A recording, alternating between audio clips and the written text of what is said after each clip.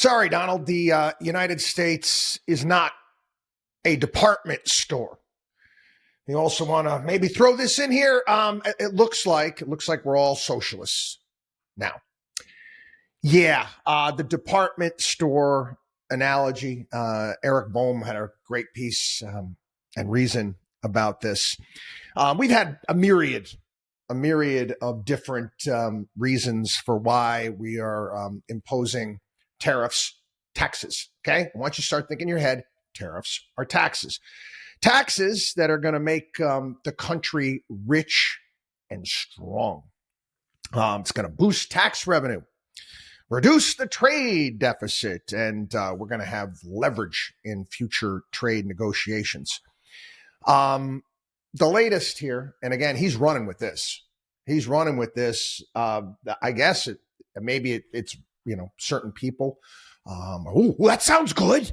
Yeah. It's United States is like Bloomingdale's, just like Bloomingdale when Trump's running a store.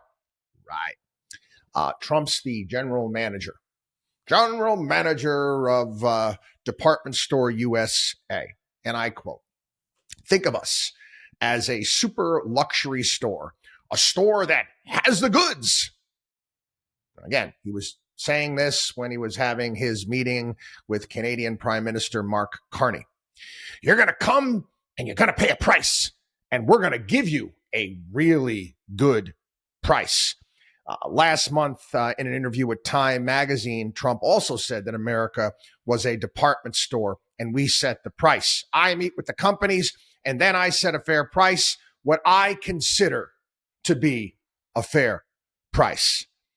Who knows? He may come up with another analogy over the next couple of weeks. I don't know, because he comes up with things all the time. Anyway, country's not a department store. Think of the country as a collectivist. That's socialist. I mean, I've been saying this a lot lately. It's kind of a neo-Marxist idea that he's been coming up with, and it really does fit. Now, again, I'm sorry, people, you might not like what I have to say, but challenge me. Listen to what I have to say. Okay? Here are the facts. Okay? The president of the United States is not a CEO. Okay? It's not. I don't work for the president of the United States. I'm not an employee of DJT. Okay? I'm not. He doesn't have the right to determine what fair prices for transactions for individuals. I don't care in or out of the country. Every single part of the department store analogy, quite frankly, is ridiculous. So in the piece, Bohm writes here, so let's set aside the idea that that Trump is wrong. We'll say Trump is right. America's a big store and we have the goods. Kind of like the Arby's commercial. We have the meats. Well, we've got the goods and the president is the shopkeeper. So we're gonna run this as Donald Trump says he's running it. First, Donald Trump has basically told all of the suppliers of Department Store USA to go take a long walk off a short pier. We're all set. We're all stocked up here. We don't need you suppliers anymore. We're not going to spend any money on new inventory. Isn't that what he told Carney? So we don't want Canadian steel. We don't want Canadian aluminum. We don't want Canadian lumber. We don't need any of their stuff. Many American companies do want Canadian steel, Canadian aluminum, and Canadian lumber. Again, these are raw materials, parts that we need that go into a myriad of different items. Stuff that manufacturers need to make things. Go back to the department store. So Donald Trump, he's a shopkeeper. He thinks he's saving money by refusing to buy products from suppliers. He said it again and again and again. So now the shopkeeper Okay, Donald Trump. Yep, we're going to raise the price on everything in the store because that's going to bring in more revenue. Okay, that's good. Basically, we're going to be making more because of these tariffs. Here we go. Mission accomplished. Well, in the real world, customers are going to buy fewer things because of the higher prices. Eventually, the inventory will be depleted. So we've got a store that has higher prices, making it less competitive to alternatives. It's going to have fewer customers. It's going to have empty shelves. And again, we, the employees, are going to start looking around saying, who's going to get fired first? And not to mention, you've already ticked off all of your suppliers. You might have a more difficult time getting anybody to sell you anything. Everybody in this equation is worse off. Everyone in this equation is worse off. Suppliers, they're selling less. Customers pay higher prices. Employees lose their job. Store goes out of business.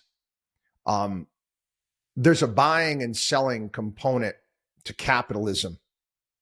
Get it? Department stores, they have to buy and sell things. No one will get rich. No one is going to get rich in a capitalist society by hoarding and price gouging customers. Nobody. Okay.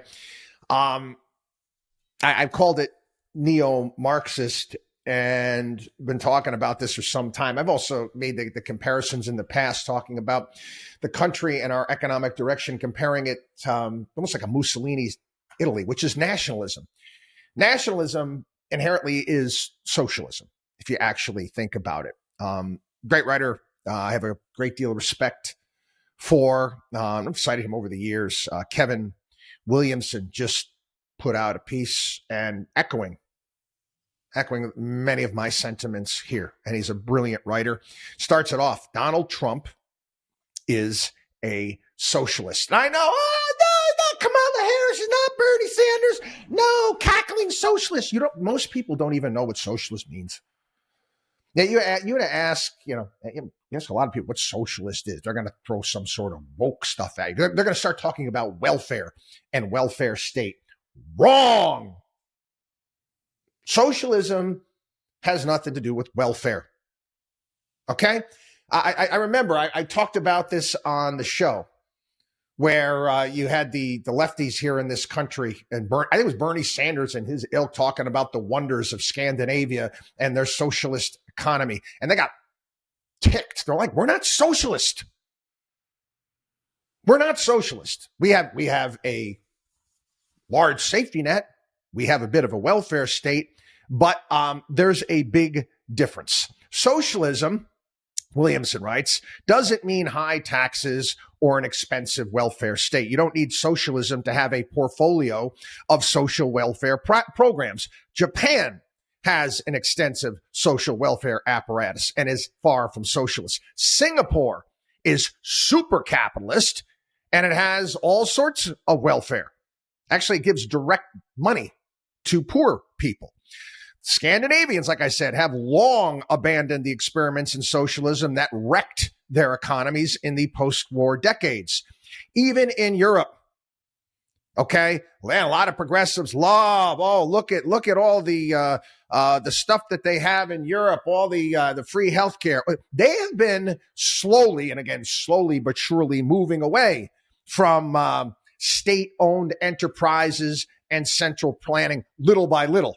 Again, they've got nothing on we here in the United States, but they're heading in that direction. Okay? Socialism is not. It's not government-funded education or retirement benefits, healthcare subsidies. That's welfare. Two completely different things. Socialism. Socialism is a centrally planned economy. It is dominated by state action, irrespective of whether it is dominated by formal state enterprises. Food stamps, welfare. Socialism can mean state-owned farms and grocery stores. But more often it means the state apparatus that runs the farms and the grocery stores as though it owned them, setting prices, negotiating terms of employment, and determining how business is to be done. Okay? Lenin said his ideal society as one managed as though it was one big factory. One big factory. Sound familiar? How about one big department store? Essentially, Lenin and Trump are saying the same thing. Trump talks about this, and I've discussed this for some time here, this golden age of America. Golden age of America is like post-Civil War, leading up to the robber barons, Gilded Age type stuff. The robber barons, and many of I've talked about this before, even Andrew Carnegie would have loved for socialism. Loved it if we headed down that path, went further down that path, because why? He would have been the only game in town. Only game in town. And again, it's a thought, but we're richer at this point in time. Oh, the production was more efficient. We eliminate wasteful duplication in work and products and destructive competition. That's the robber barons wanted. Williamson writes, Lenin did not dream up the idea of society as one big factory on his own. American capitalists got there before him. Donald Trump doesn't know. Let's be honest. Hey, come on. You really think he knows how a factory operates, a department store operates? And quite frankly, the amount of people that work on Wall Street, private equity. Again, some of these so-called wizards are smart that he has working in his administration. Fox News pundits, you think that they get it? You think that those, even the people, the pundits out there, and they start talking about the economy. It's embarrassing, quite frankly. They don't know. They don't know what they don't know, but they claim to know how the world works, how a business works. Again, I've railed about this for a long time when it comes to professors and so-called experts out there, their theories. They've never done it. They've never signed the front of a check. Never had to go out to build anything, create anything, market anything.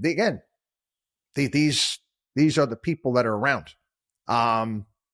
Donald Trump, yeah, he understands. I mean, again, he sold products in Macy's, again, a department store. Do you remember the Donald Trump clothes that they had there got discontinued? One way to describe it is Gordon Gekko meets Liberace. Let's just leave it at that. Anyway, this is Trump's version of a quasi-monarchical Leninism. It's one big Macy's, and Donald Trump is leading the parade. And I'm going to quote Donald Trump directly here. We are a department store, and we set the price.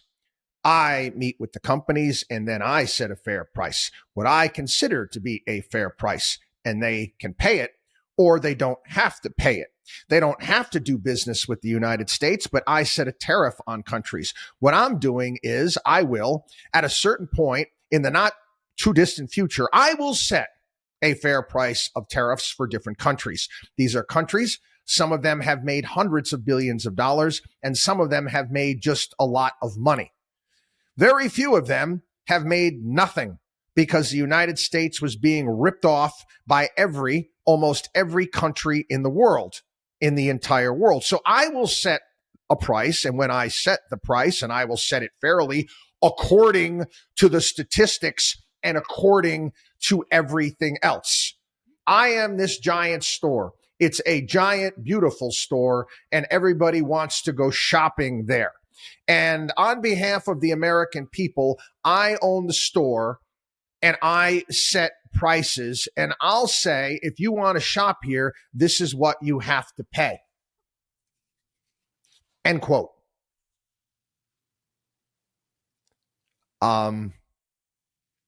Okay, so we got a United States giant department store run by a guy who has no clue on how a department store works.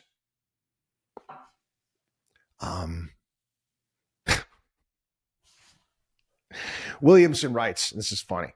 If you ask the president what the U.S. balance of trade with Eritrea is, should be, and if you then explain to him that unlike Nambia, okay, Eritrea is a country, he'll give you an answer, dumb answer.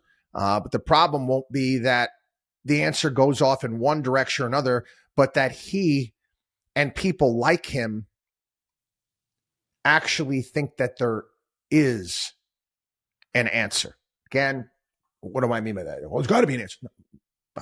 I've spoke about this several weeks ago. We talked about iPencil and the beauty of the free market. Okay, he thinks that there's an answer to this, and it's his job or the federal government's job to provide one and actually act on it.